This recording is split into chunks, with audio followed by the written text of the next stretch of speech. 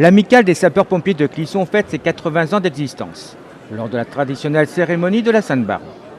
À cette occasion, diverses animations ont été organisées. Nous fêtons actuellement les 80 ans de l'amicale qui est née en 1929.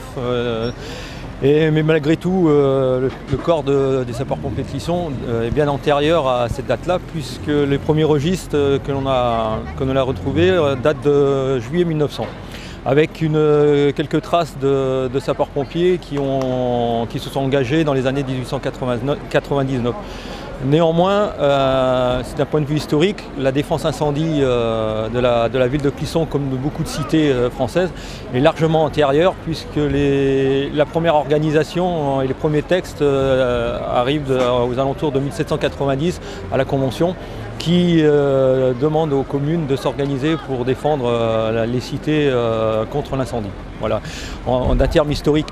Là, vous allez pu assister bien maintenant à ce que le centre de secours est devenu sur la communauté de communes, c'est-à-dire plus de 650 sorties par an, avec 800 sorties engins, 57 sapeurs-pompiers volontaires et professionnels, donc 2 professionnels, moi-même et mon adjoint, l'adjudant-chef de Roche, qui nous a rejoints depuis le mois d'août. Au programme de la journée, exposition des engins du 6 Clisson, une collaboration avec les extincteurs nantais, une sensibilisation au secourisme et une démonstration cynotechnique. Donc nous on a exclusivement des chiens de recherche de personnes, donc aussi bien ensevelis sur des effondrements de maisons, des éboulements de terrain, et également pour des recherches de personnes disparues. Donc on fait souvent des personnes âgées atteintes de la maladie d'Alzheimer, donc des gens qu'on recherche plutôt dans le secteur rural, donc en forêt ou en campagne. Donc le chien, par le biais de son flair développé, nous permet de gagner énormément de temps sur des opérations de recherche. Alors les entraînements, déjà le maître chien, le collègue du maître chien sert de victime. Il part avec la récompense du chien. Donc le chien dans sa tête, qu'il soit en intervention ou à l'entraînement, pour lui, c'est toujours un jeu. Donc le chien sait qu'il doit chercher une victime potentielle et que cette victime-là a sa récompense. Donc au départ, on travaille avec un travail à vue. Donc le chien part en sachant où est cachée sa victime. Donc là, on travaille surtout l'attraction du chien vers l'homme. Et au fur et à mesure de l'évolution de l'âge du chien, on complique ces exercices. Donc le chien, après, s'en va, mais ne sait plus du tout où est cachée sa victime. Et là, il se sert exclusivement de son flair pour retrouver. Il ne se sert pas de la vue? Non, la vue, comme je vous disais tout à l'heure sur la démonstration, c'est le 3e sens du chien, alors que chez l'être humain, c'est le 1er. Donc le chien se sert exclusivement de l'odorat. Et d'ailleurs, on le voit bien, parce que des fois, quand on fait des caches où les personnes sont devant les chiens, le chien ne voit pas forcément, et il la refait après grâce à son flair. Par contre, l'eau est un obstacle pour les chiens.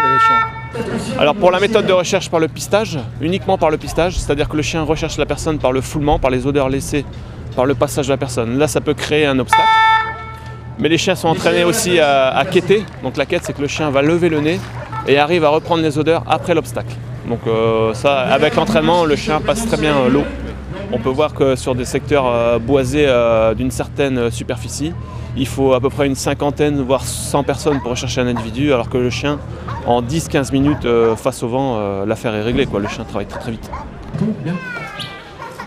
Mais le chien est habitué à ne pas manger la nourriture par terre, il mange que la nourriture dans son tupperware. Une démonstration de désincarcération a également eu lieu. La première chose que l'on fait lorsque les gens sont coincés dans les véhicules, c'est de déterminer la technique que l'on va utiliser. C'est pas toujours simple. Donc là, il y a une concertation qui s'effectue entre les différents responsables et les différents chefs d'agrès, de façon à déterminer la meilleure technique. Et ensuite, une fois que la technique a été choisie par le COS, la personne qu'on appelle le commandant des opérations de secours, la technique est mise en place et mise en œuvre de façon à pouvoir découper la voiture, de façon à pouvoir accéder et pouvoir dégager facilement la victime. Les difficultés particulières aujourd'hui que l'on rencontre, c'est sur les nouveaux véhicules qui ont qui sont beaucoup plus difficiles à découper que les anciens véhicules par rapport à leur structure. Les montants ne sont plus sont composés de plein de fines couches d'acier où on rencontre beaucoup de difficultés pour les couper. Donc aujourd'hui, ce que l'on peut dire, c'est que les accidents de la circulation par rapport aux années précédentes ont chuté, c'est clair. Ça c'est net, les statistiques le montrent. il y a beaucoup moins d'accidents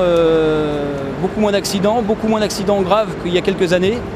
Donc la prévention a été efficace de ce côté-là. Malgré l'efficacité de nos valeureux pompiers, n'oubliez pas d'être prudent sur la route, en respectant la vitesse, la modération de l'alcool et un bon comportement qui assure la sécurité pour tous.